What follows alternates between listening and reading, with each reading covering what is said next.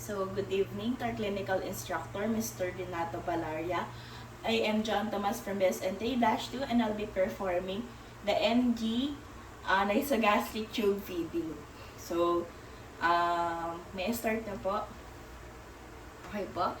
Thank you po. So, the first thing that we should be doing is the purpose. For the purpose of this assessment, we have three purpose. That is to first provide nutrition for the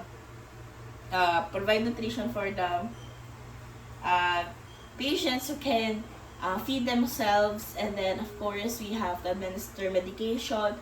We have to the purpose of this is also for the patients who can feed themselves orally or by their mouth.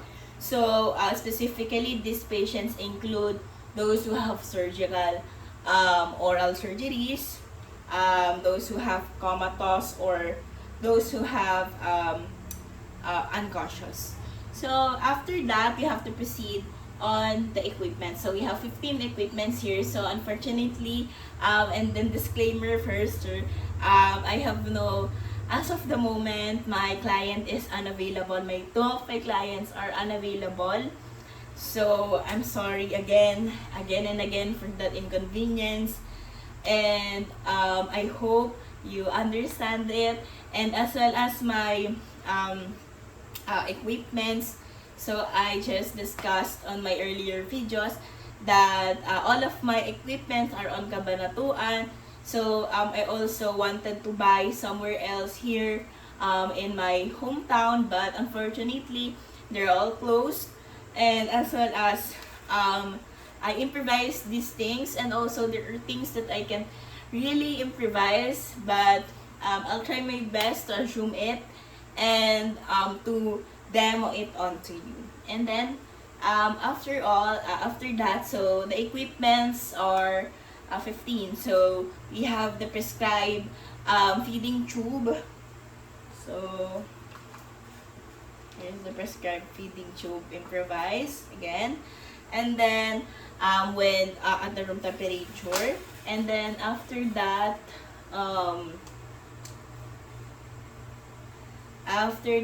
the feeding bag,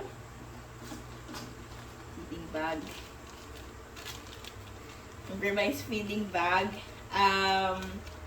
or the pre-filled tube bag, pre-filled tube bag set. And then after that, for the stethoscope, so I'll be using earphones instead. I have here stethoscope, but does not have any on the ears. So I'll be using here a stethoscope. And then after that,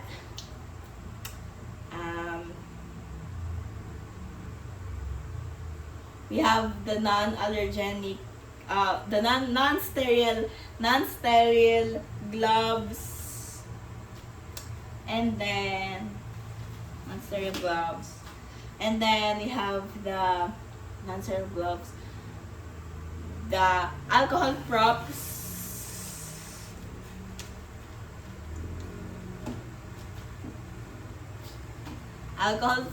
and then the additional PPE if needed. So assuming that I just have additional PPE if needed. And then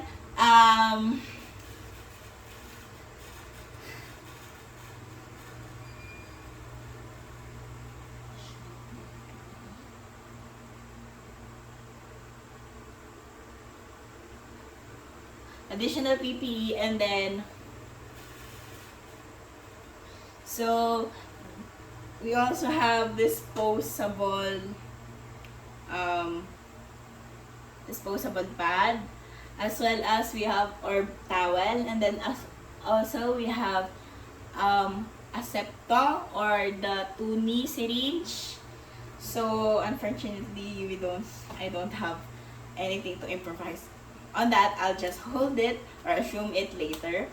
And then Asepto, and then the MSCs or the enteral feeding pump. So I don't have any of that, so we'll just assume that later. And then the rubber band, so we have the rubber band here. And then we have also the clamp. It's either Hoffman or butterfly. So I don't have any of that, so I'll just assume that I just clamp and clamp like that later. And then after that, we also have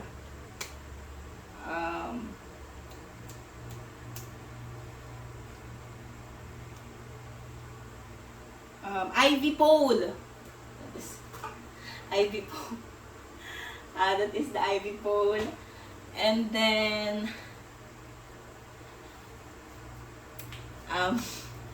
IV pole, that is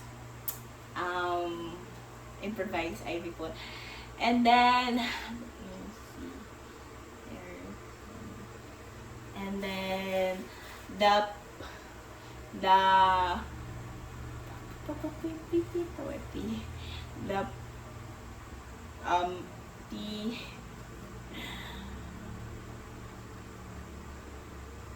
pH paper. So pH paper here, improvise.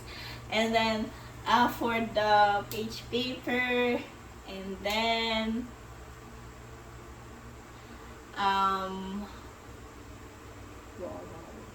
water for irrigation and hydration if needed. And then the tape measure and other measuring devices. And then after that, after all the equipment, is that we will now be proceeding on our assessment. So for our assessment is that for our assessment is that we have to assess if for the abdominal assessment, we have to assess for the distension and firmness. So the first thing that we should do is we should auscultate for the vowel sounds, and next is for palpate for firmness and distension. So I just rationalize this first before I do it. So to rationalize this one, to rationalize this one, that is to first when we detect if the abdominal is distended. So what we're going to do is we have to measure from here, from the abdominal girth at the umbilicus. So that provides us the baseline data. And of course, if the client complains any pain or nausea, and if you palpate it, the abdominal is firm, you have no bowel sounds to hear.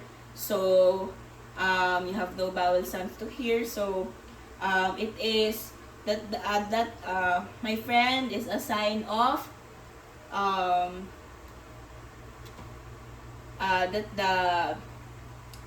that person having a distress on the tube and on the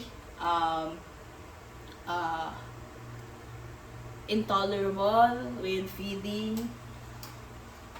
So I'll just auscultate first before I palpate.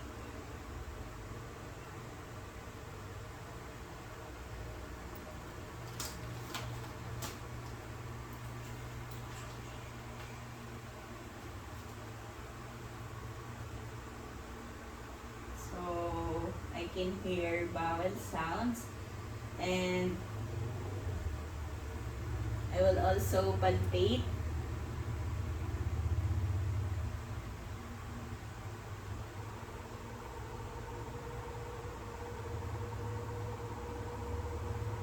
Okay, so there are no signs of distension, all is normal. And then after that, you have to assess if the client and the family's client would be able to understand the rationale between why are we doing this, assuming that I just finished that. So okay, I'll do it. But before that, so also we need to answer questions as needed. Also, to rationalize that one, that is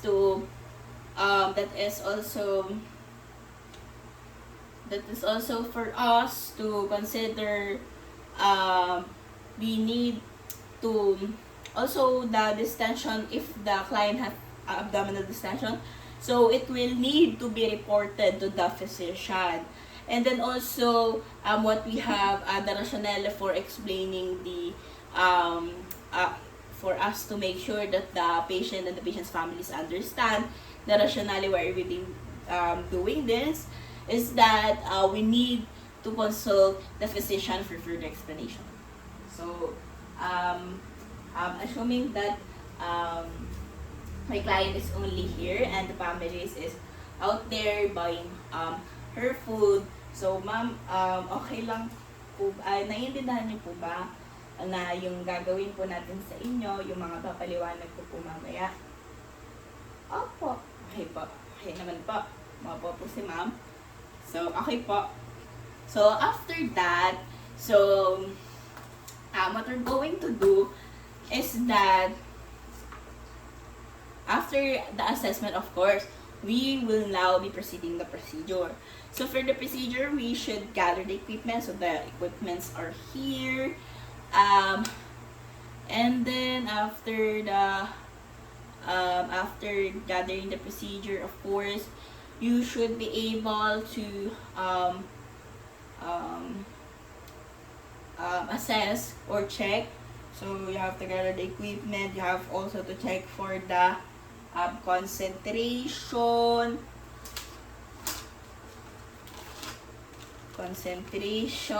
that the amount, the concentration, the type, the frequency. Okay, so the checking.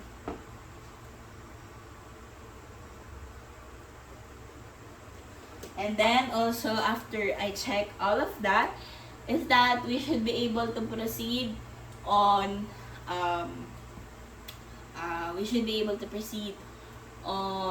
to the next phase, or the next step of this procedure.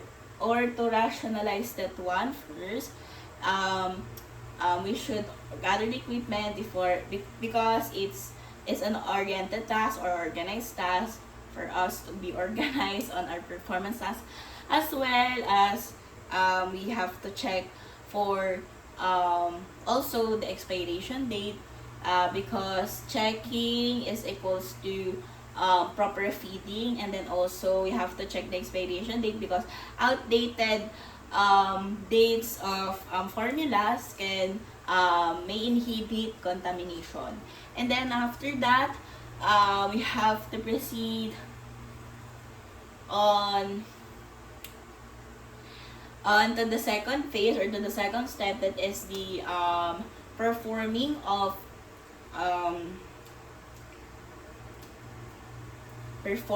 hand hygiene, and where a PPE as indicated. So assuming that I just wear PPE and I will now perform hand hygiene, as PPE and hand hygiene are ways used to prevent the spread of microorganisms. And then after that, I will now begin after that, I will now begin to identifying the client. So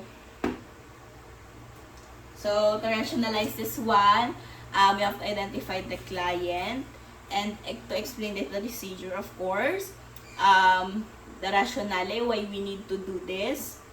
So, of course, answers questions as needed. So, also the rationale in identifying the client, that is to ensure that the right patient receives the right intervention and helps us to reduce errors. The explanation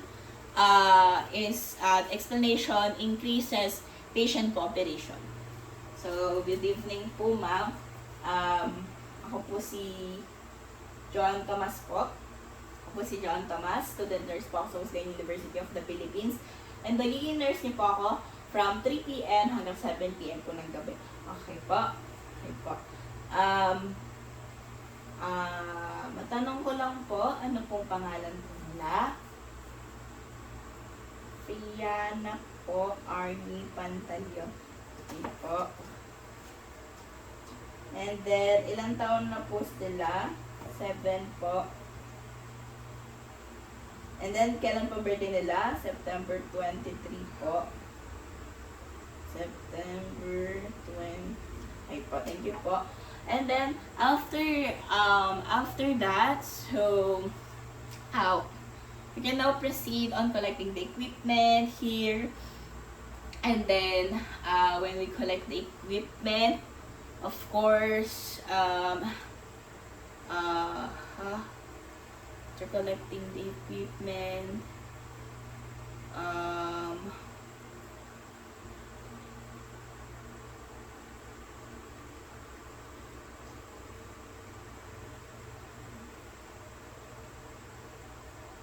have to assemble the equipment, that is to like that, and that is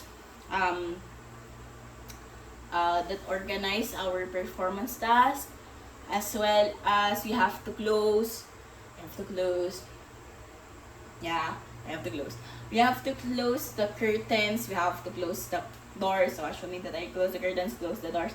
That is to provide the patient's privacy. And then after that, I will now be lifting or elevating the bed.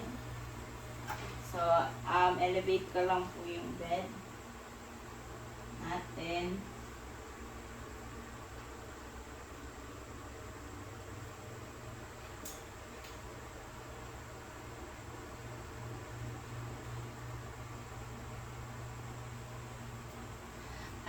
I'll be now elevating the bed, and then after that, I'll be elevating the bed. I'll be elevating the bed upon my elbows height, and then into comfortable working position, and then that's it. And then I'll have also to key for the abdominal key assessment, which is I just finished a while ago. So after that, so for the rationale in doing so I just raised the bed to prevent muscle and back strains. And then we have to position the client in 230 to 45 degrees position. So the client is positioned upon 30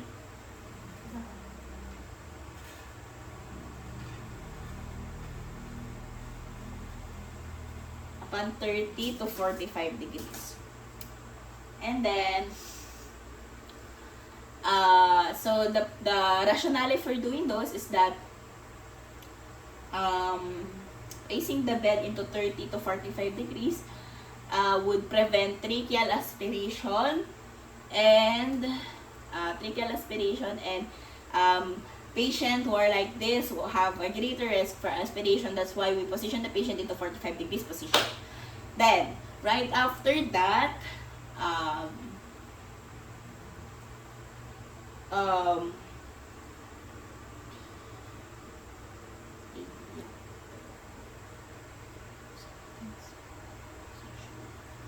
put on gloves.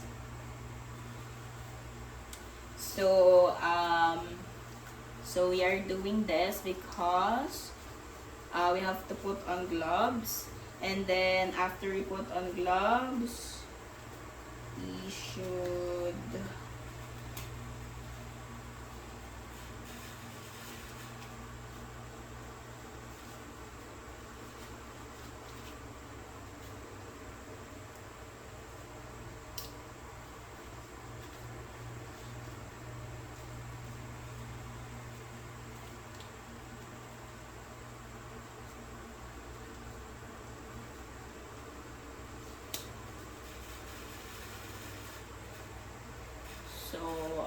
after we put on gloves is that we should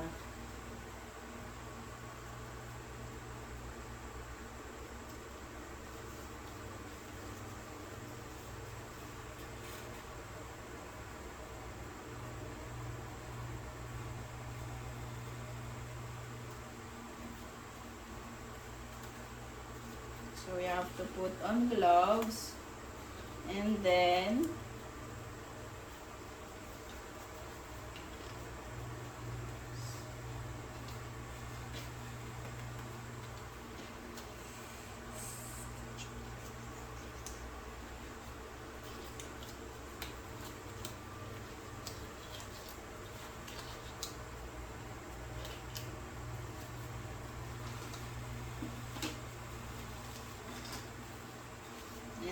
we should unpin the safety pin on the client's gown.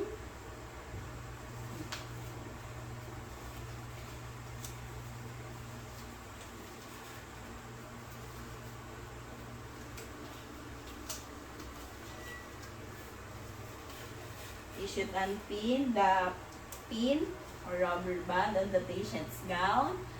And then, after that, so we will be measuring the exposed length of tube and compare it to the initial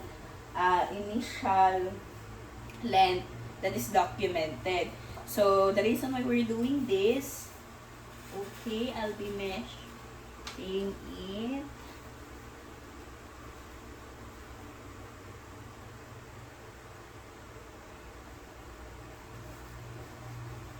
Okay, nothing has changed. And then, the reason why are we doing this is because, or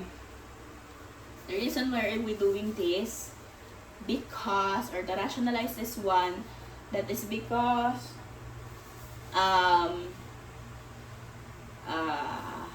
gloves, we put on gloves a while ago because gloves can protect us from blood and bodily fluids, as well as the transmission of or contamination of the microorganisms or infection. And then also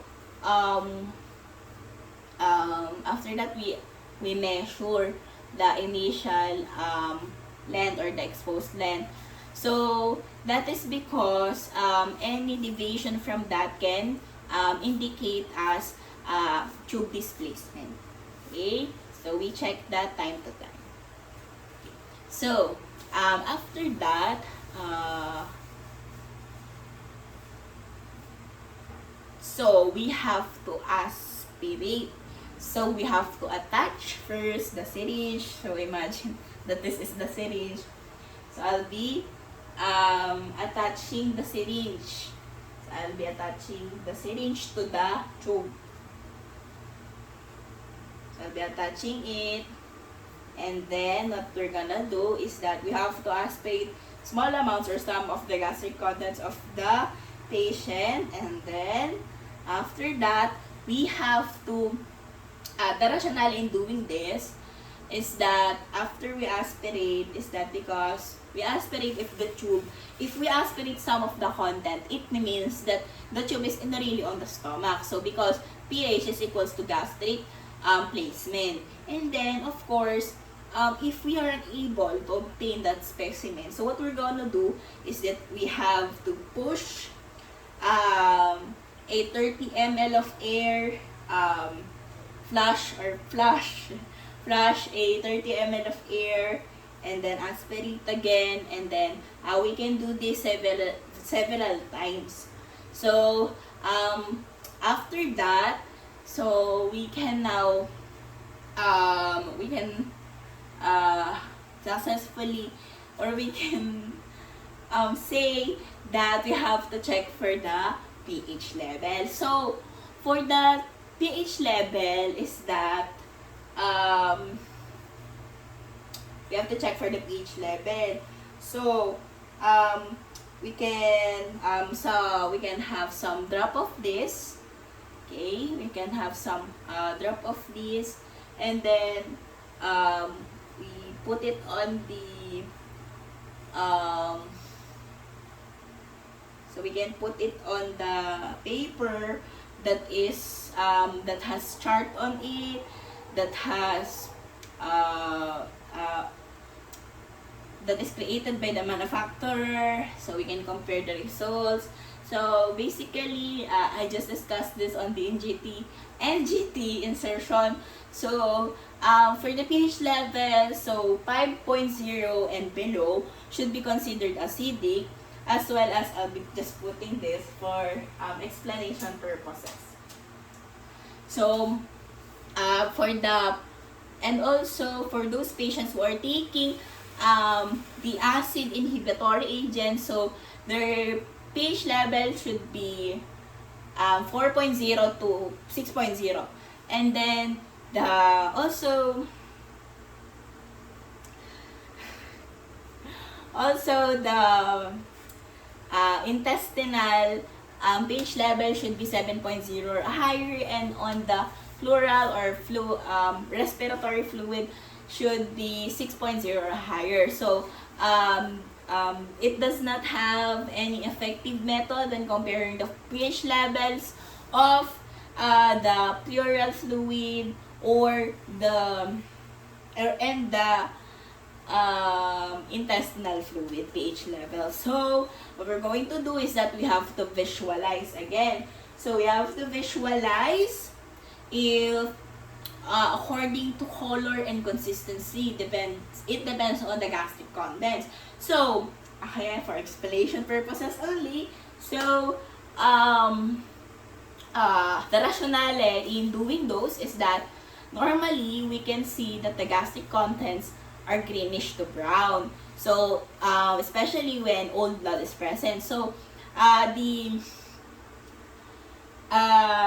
intestinal aspartate have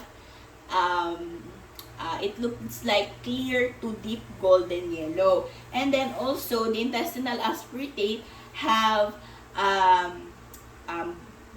brownish, greenish to brownish with bile, if with bile. And then for the respiratory aspartate, so that looks like off-white to tan, so with mucus, because it's on the respiratory part. And then you can see blood tinged, a small amount of it, because of the immediately NGT insertion. And then we can now be proceeding on to the admin, or first is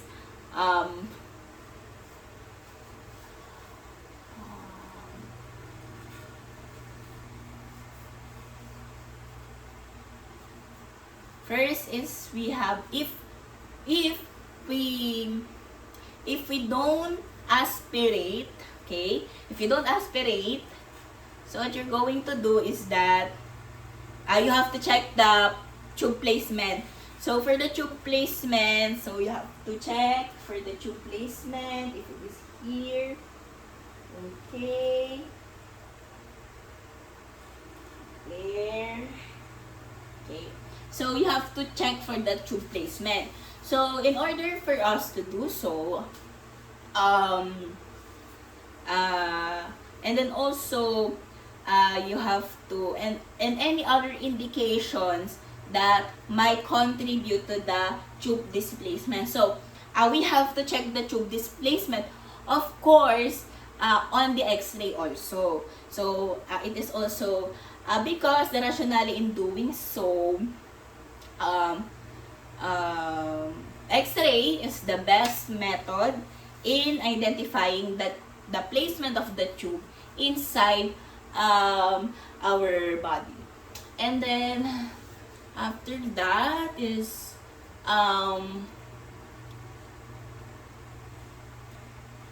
okay, so for the residual amount, okay, so we aspirate all of the gastric contents. So I'll just aspirate again, okay, and I'll attach, of course, the syringe here, and I'll just aspirate all the gastric contents, and then for the residual amount, and then return it according to facility policy, and then continue if it does not exceed to the facility policy. Again, for explanation purposes, I'll just explain the rationale on doing that.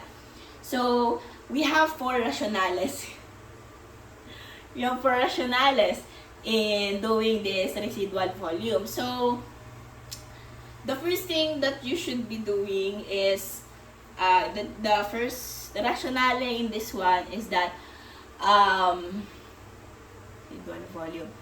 residual volume, it indicates how to identify the delayed emptying of the stomach. Second, we have, research says that it should be the level for 400 ml. So, anything exceeds on that, you should consult to your physician. Number 3, also,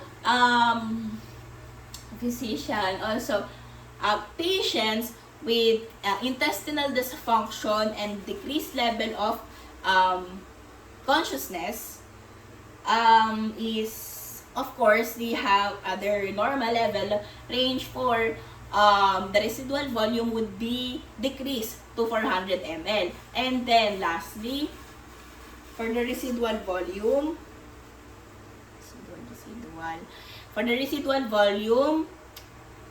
the return. So why do we return it?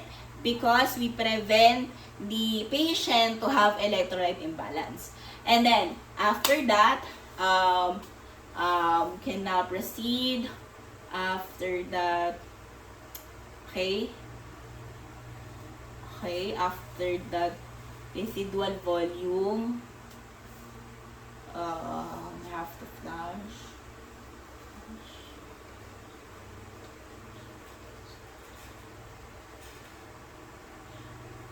Then after that residual volume is that okay,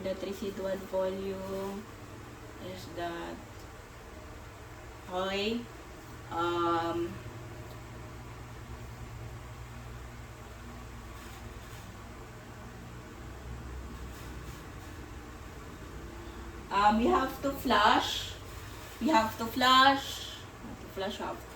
to flush out the tubing, or we have to flush about 30 ml of water. Okay, and then after that, we have to disconnect the syringe from the tube, and first cap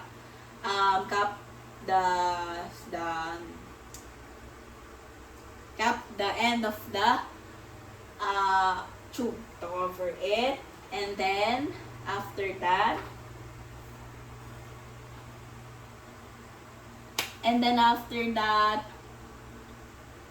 we have to prepare the equipment. So I'm assuming that I am preparing, and then you have to remove your gloves.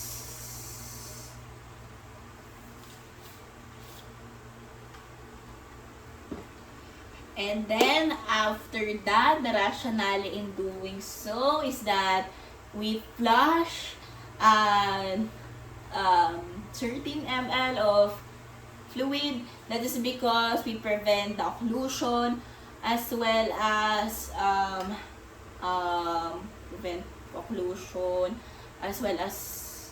what do we do?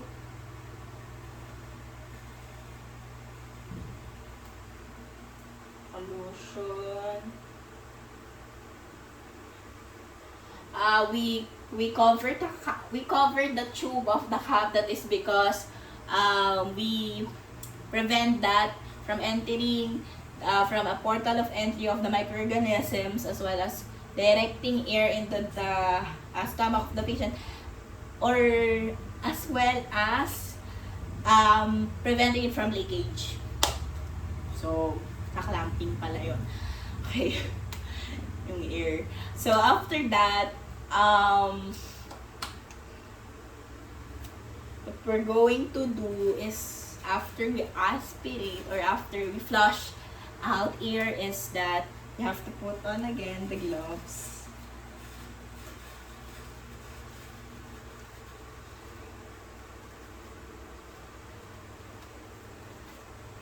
So imagine that this is a different set, a type of gloves. Assuming that this is a different type set of gloves because my other gloves, my one box of gloves are on the apartment on Cabanatuan. So I am here currently still on Gimba, my hometown.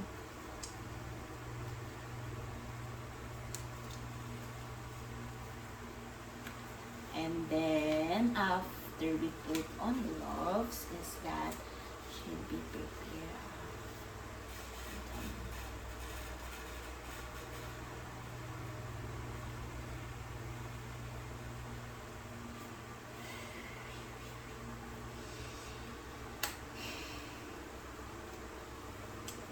So we should put on our gloves. So before we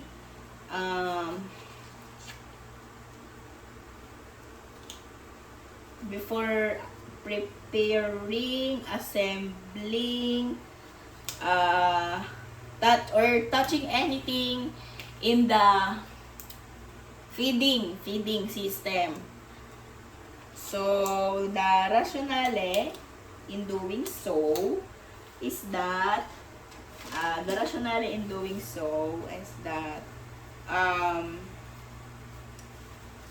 of course,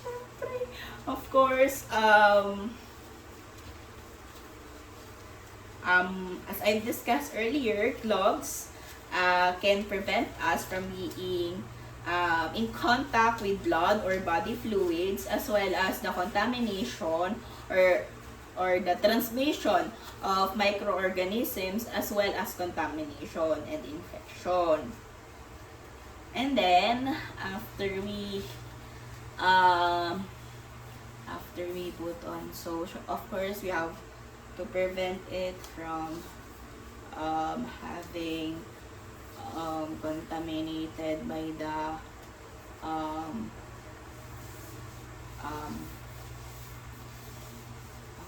formula. Then also we have to administer the feeding. So we have 3 different types of administering the feeding. So this is the first one. So the first one is or should be the using feeding bag open system. So what we're going to do is that label the bag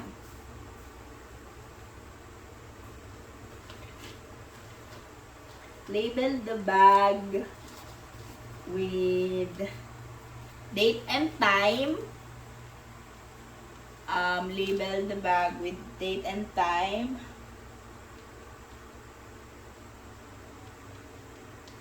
And then time. Okay. And then after you label it, you have to hang it on the ivy pole.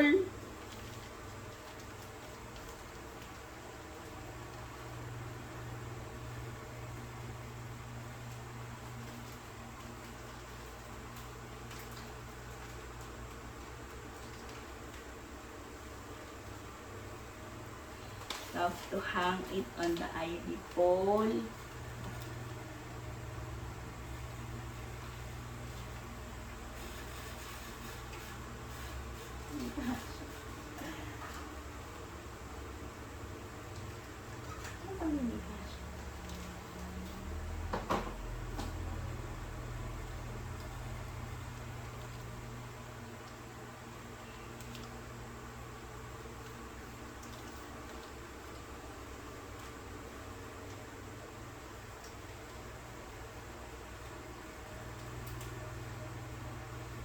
So you have to hang it on the ivy pole.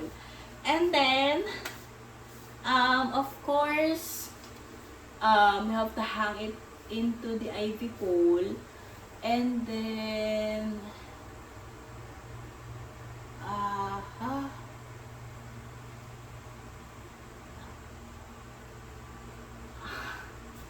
you have to hang it to the ivy pole, but make sure that the bag is 12 inches above the stomach of the patient.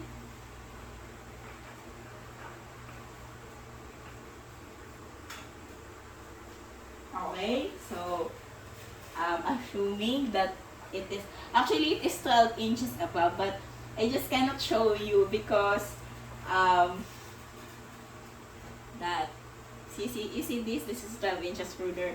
So when I measure this and this to this, so it matches, okay? And then after that, so what we're going to do is that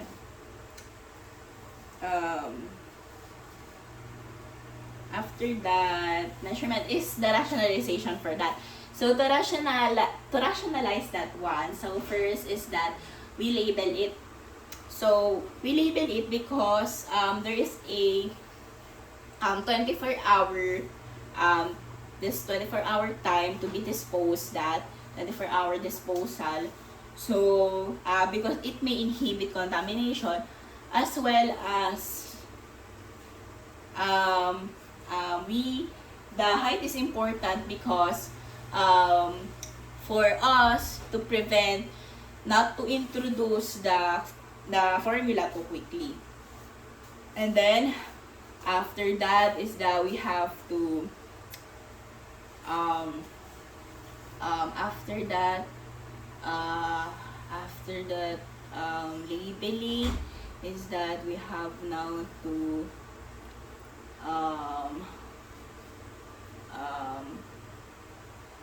and then after that we have to and then we have to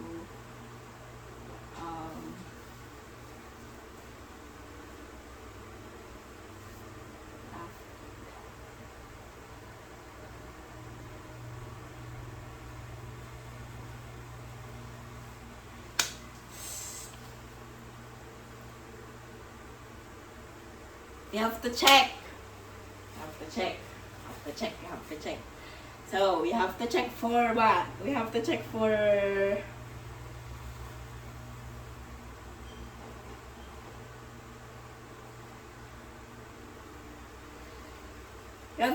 the expiration date.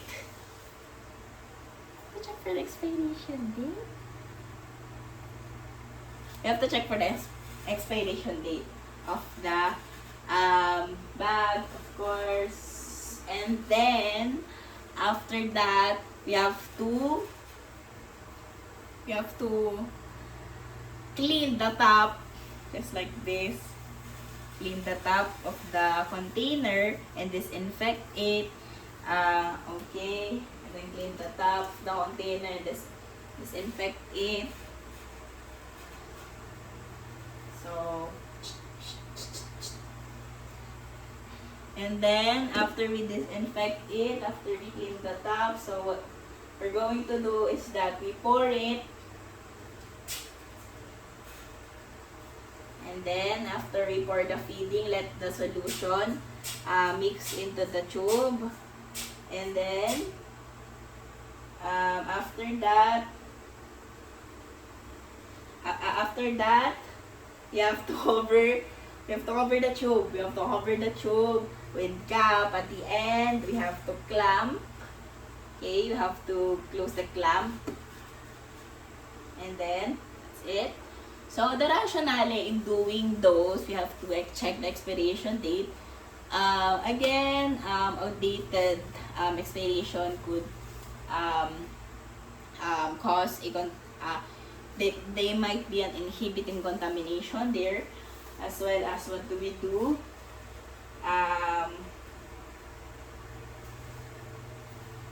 We also disinfect the top of the container. That is because we are preventing the transmission of microorganism to before we even open it. So so that is just disinfected first. And then after that, we have to flush, or after that we have to no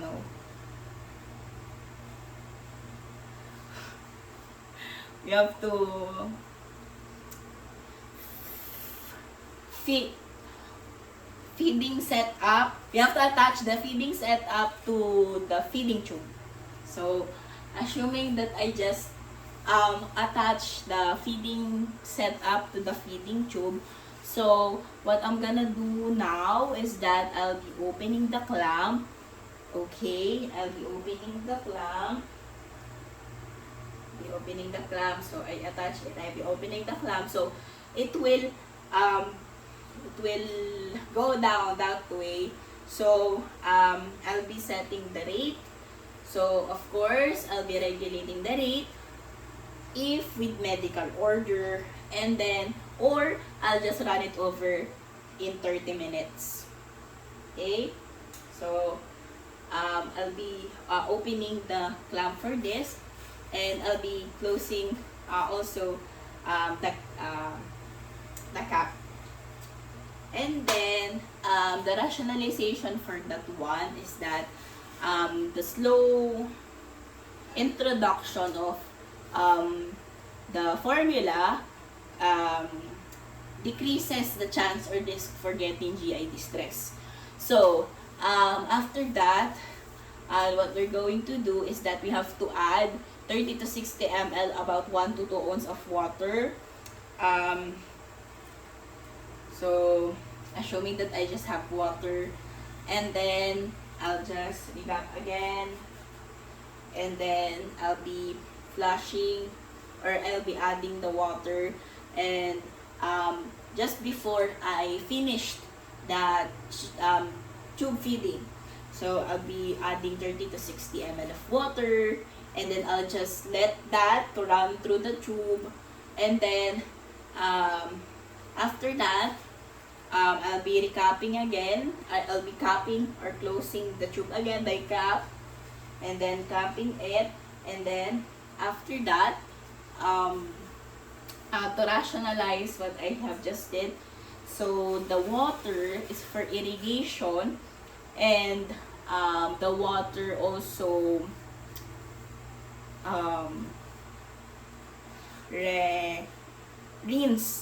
rinses and becomes, and the tube becomes more patent because of the water. And after that, we will now have to proceed on the last step of this procedure, that is the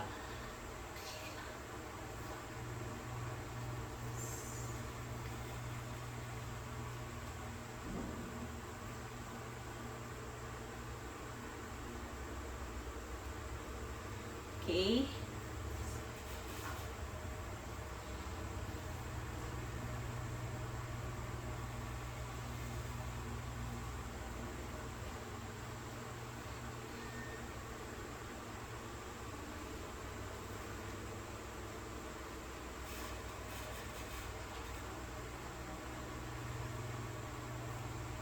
Okay, so the last step would be clamping. So for the clamping, of course, I just clamp this. So just for explanation purposes and random purposes, so I'll be clamping, and then immediately after instilling water. So I just did that a while ago, and then after that, after I clamp, I'll be disconnecting the what you call this, the feeding tube set, and then after that, so that is the feeding tube set, and then after that, I'll be recapping again, or I'll be closing the other end of the tube with a cap. Okay? And then, after that, I just finished camping. I'll just finish capping. So, the rationalization for that one, of course, clamping prevents the entry of microorganisms, and it prevents that the air should be directly into the stomach or go upon in the way of the stomach. And then after that, we should proceed to the next administering feeding type, which is the large syringe, using large syringe. So for this one, the first step is to replunge. So assuming that I have 30 to 60 ml of syringe here, so that would be big. So I'll be replunging, or I'll be removing the I'll be removing the plunger. So what I have now is body of the syringe. So what we're going to do is that I'll be turning that upside down. So so there's no rationalization on that. So let us proceed on the next step. That is attach. That is attached for the attached for the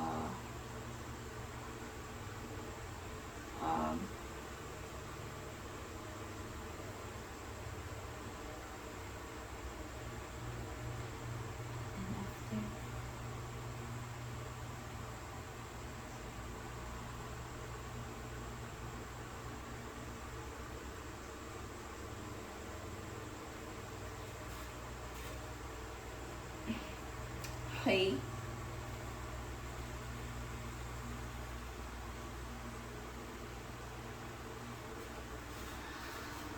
Whew. Whew.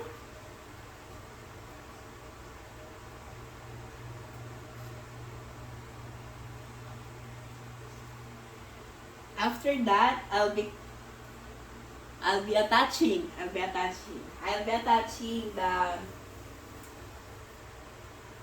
the syringe. I'll be attaching the syringe to this, to the tube, or to the tube, and then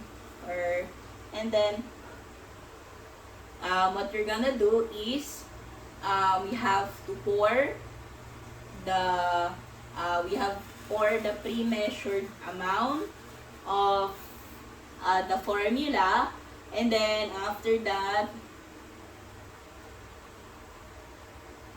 pour amount of formula,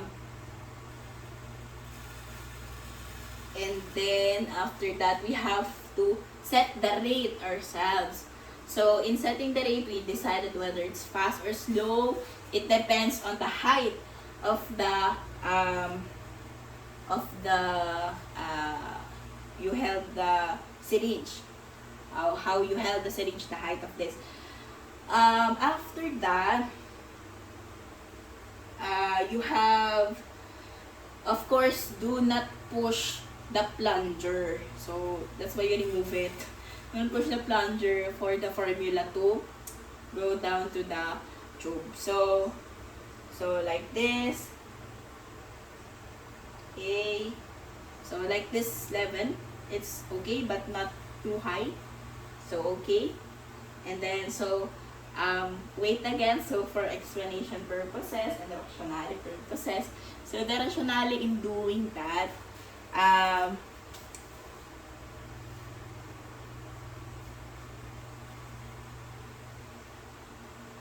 attach and then pour. So technically,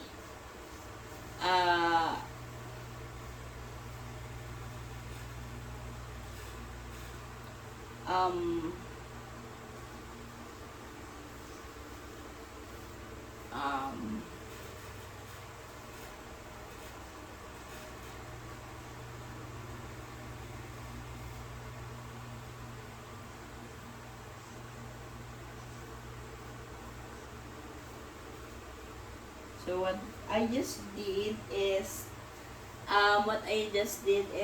for the rate, whether the fast or slow. So, slow introduction again of the formula decreases the risk for GI distress. And then, when we go faster, on the faster part, so the rate of the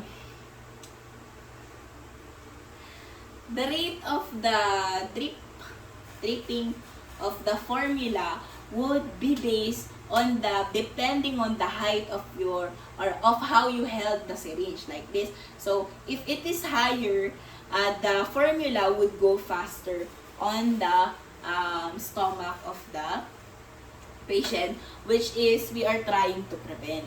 And then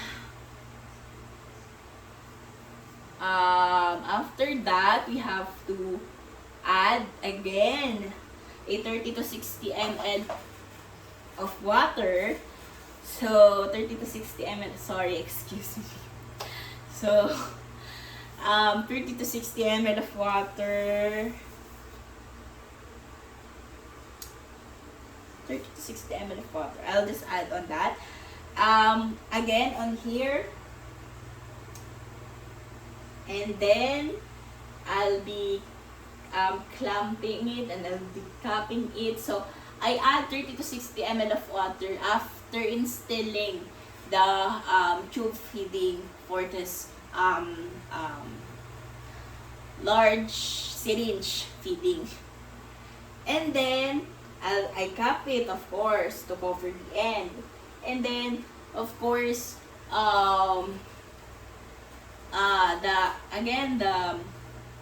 the rationalization for that, water, hindi siya replenish eh. Water rinses, and it helps to become more patent. Okay, so that is the water. And then after that, after adding water, when the patient, when the syringe is emptied, so what you're going to do is that you lift it more higher. So like this, you lift it more higher. That is because there's no what you call this? You lift it higher because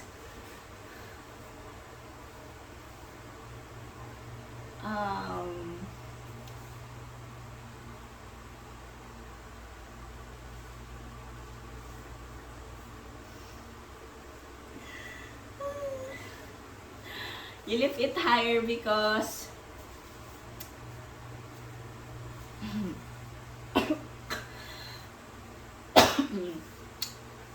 it is empty. Yeah, it is empty. That's no. So of course, after you lift it higher, you can now disconnect the syringe and then clamp, and then cover this with cap again at the end. So to rationalize that one, that is to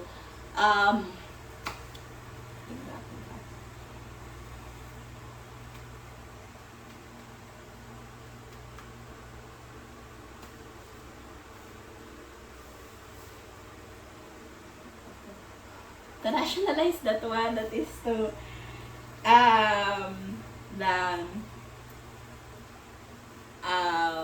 the syringe is held higher because we don't want any backflow of the formula going to the patient.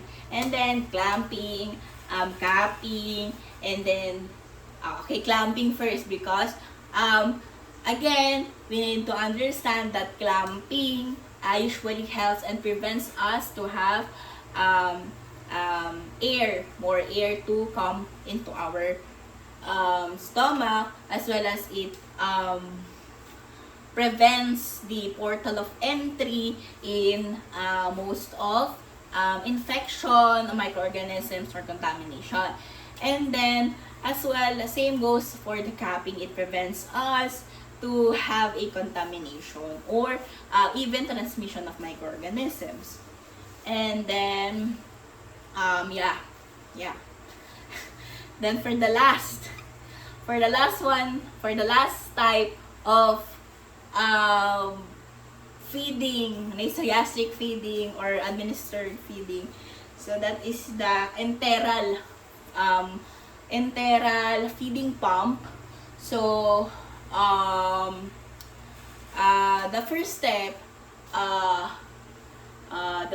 that we should be doing on this is that we have to close the flow regulator.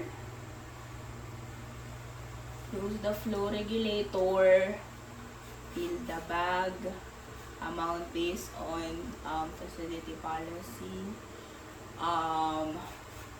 Amount, base level,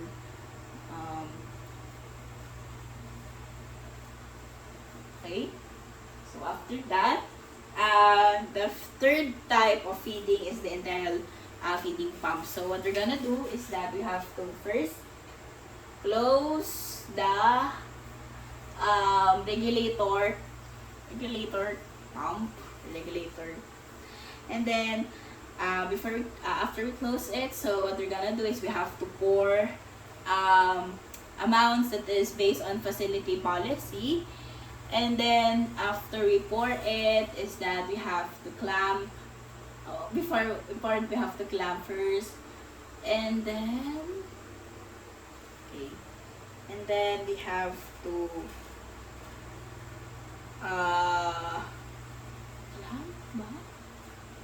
clamp. Okay. We have to clamp it first, and then we have to pour the feeding. And then again, for explanation purposes, is that we have to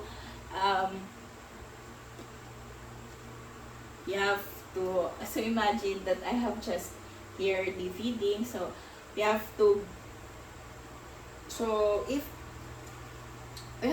place, or we have to take note of the patient's name, the time, the date, and then patient's name, time, and date for that labeling part. So again, I just close this.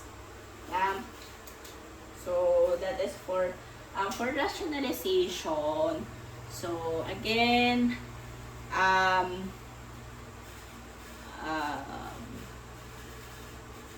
for rationalization, we have to so we close the clamp, right? So we close the clamp, so that is for us to of course prevent air, prevent contamination, prevent the entry of portal of entry of microorganisms. Also, the labeling part, the labeling of, as we know, is the labeling is when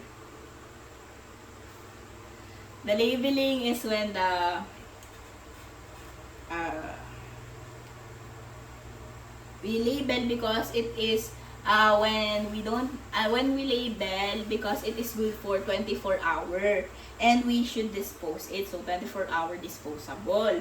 So if we don't label it, so it also might get contaminated within 24 hours.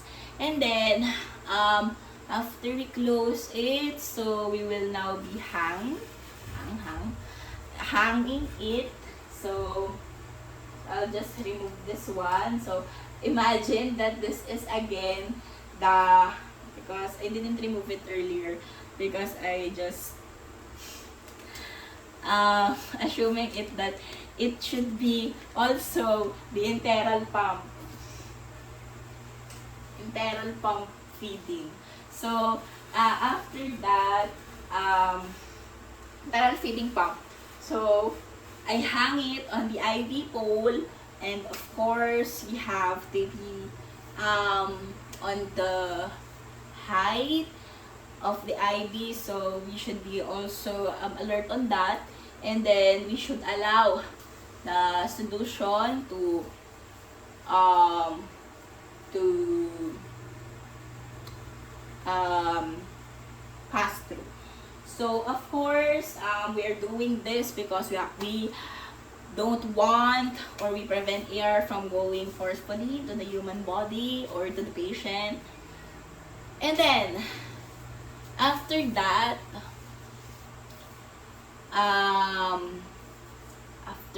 is that we have to, that is the time when we position. So I think we position the client here. We have to connect the feeding.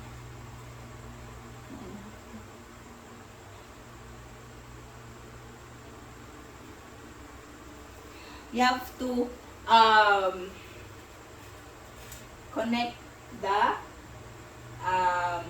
connect the tube on the enteral pump. So imagine that I just have connected that, and then after that you have to set the rate and the amount of the feeding that we will be pouring in this. So this is according to the manufacturer's directions.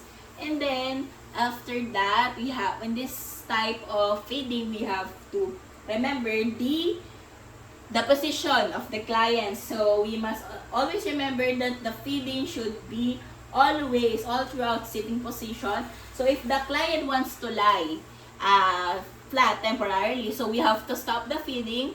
So do you want, gusto niyo po ba na humiga po? Ayoko po. Ayoko po. Ayoko po. Okay, so thank you. So the client does not want to flat lie. So if the client wants to flat lie, so it will be stopped, and then it will be resumed right after if the client returns to the 30 to 45 degrees position. So the rationale for doing this, that is because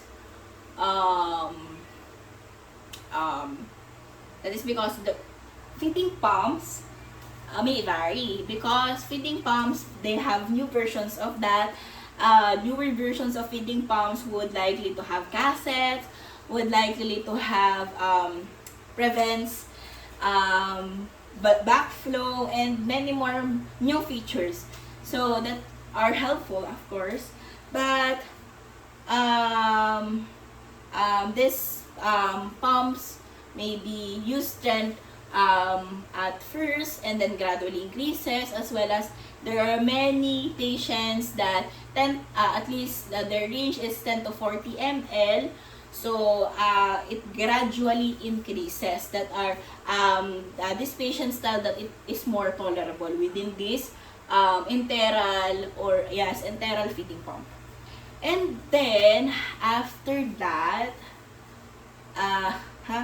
we have to check for the tube, as well as we have to check for the gastric contents every 4 to 6 hours. And then after that,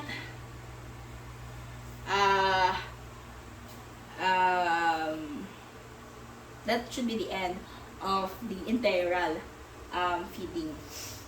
And then we have to observe for the client's response on our tube feeding during and after. And after that, during and after, also we have to observe feeding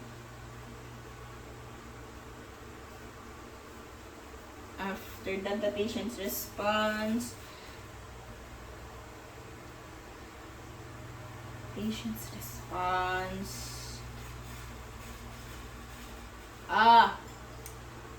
response, and then we have to assess for the abdominal assessment every at least once per shift. And then to rationalize this one, that is to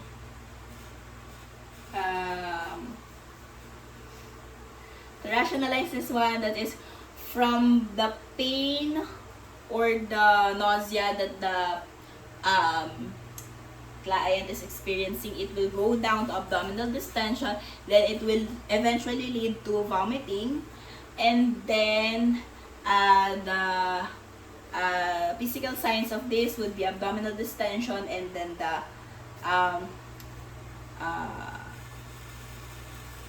firmness of the abdomen. So this means that the patient is intolerable with our tube feeding. So after we observe, we have to position the client into comfortable position. Or wait. Before that, we have to position the client sitting position 1 hour after tube feeding. So to rationalize this one, so of course, to prevent aspiration, prevent aspiration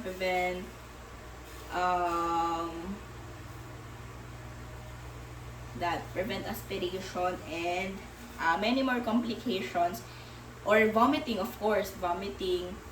If vomiting occurs, we might prevent it, just like that.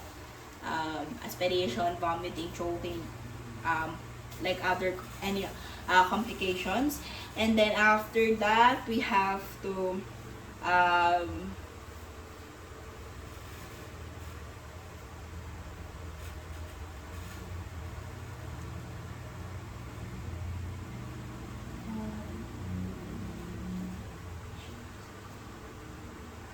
remove the equipment, keep the patient comfortable, and then remove our gloves. Yes, remove our gloves. Or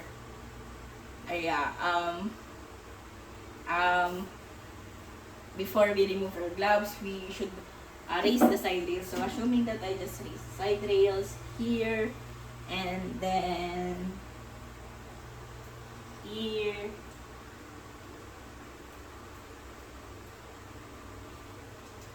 and then after that, so we will be now asking the patient to be comfortable. So I'll be removing the equipment. So comfortable po ba tayo? So that serves as to provide the patient's comfort and security, as well as having the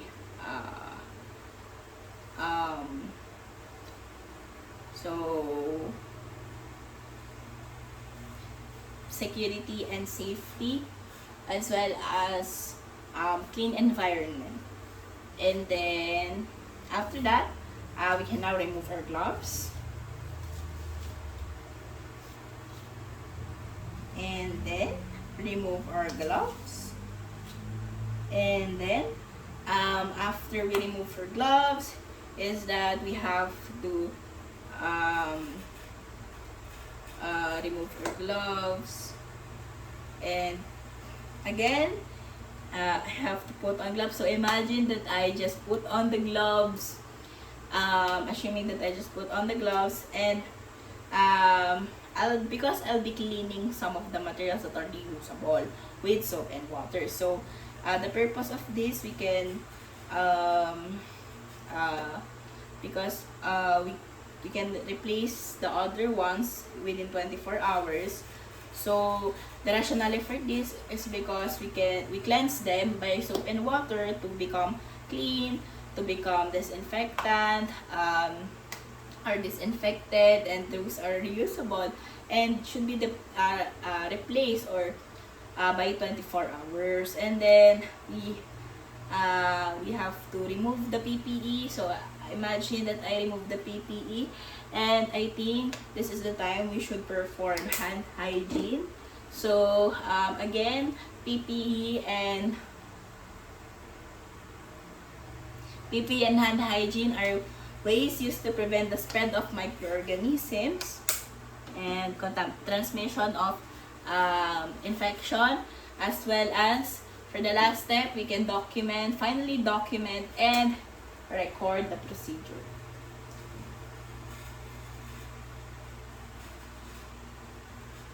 Thank you and God bless.